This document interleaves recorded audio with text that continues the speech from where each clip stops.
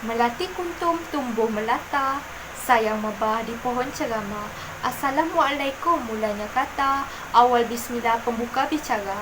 Sebelum itu, kata orang tak kenal maka tak cinta, maka nama diberi tanpa dipinta, Nur Syafiqah Adila binti Muhammad Hanafi.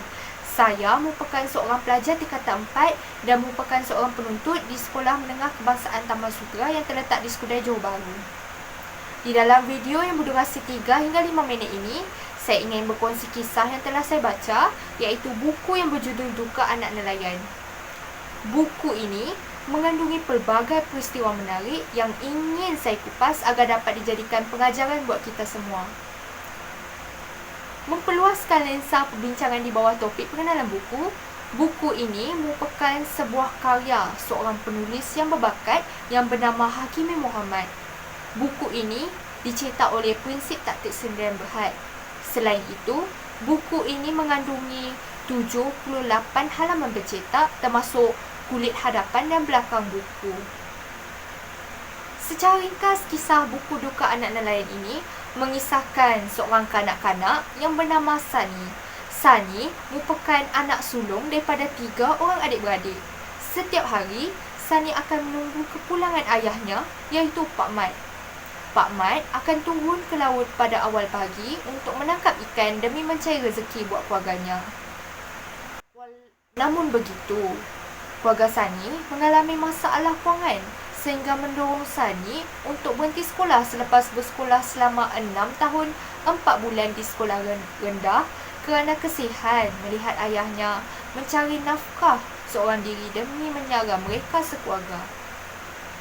Walau bagaimanapun, rakan sekelas dan guru Sani telah berusaha memujuk Sani untuk tidak berhenti sekolah.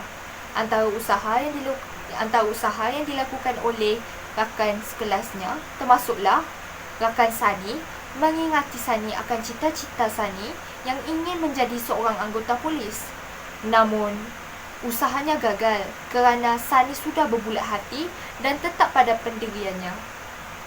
Hari demi hari, Sani dan ayahnya pergi turun ke laut untuk menangkap ikan. Pada mulanya, Sani berasa letih. Namun, apakah daya, nasib seorang anak nelayan, Sani harus berusaha bagi memastikan mereka dapat pulang dengan hasil yang lumayan. Ikan yang melekat pada pukat memberi semangat kepada Sani untuk terus berusaha kerana Allah Subhanahu Wa Taala menjanjikan rezeki yang melimpah ruah sekiranya kita rajin berusaha. Ayah Sani pernah berpesan kepada Sani untuk terus melipat gandakan rezeki kerana walaupun kita bijak tetapi malas berusaha, kita tetap tidak akan berjaya. Sehinggalah pada suatu hari Sani diserang demam. Ayah Sani pergi turun ke laut sendirian. Namun, ayah Sani tidak kunjung pulang walaupun Sani sudah sembuh. Perkara ini membimbangkan Sani. Oleh itu, Sani menunggu kepulangan ayahnya setiap hari di pantai. Disebab Pak Samad berasa simpati melihat kegigihan Sani mencari ayahnya yang tidak kunjung pulang. Sehingga Sani bertekad untuk mengikut Pak Samad untuk turun ke laut kerana beranggapan ayahnya terkandas di dalam sebuah pulau. Disebabkan sifat Sani yang ringan tulang, Pak Samad mengupahnya dengan beberapa ekor ikan.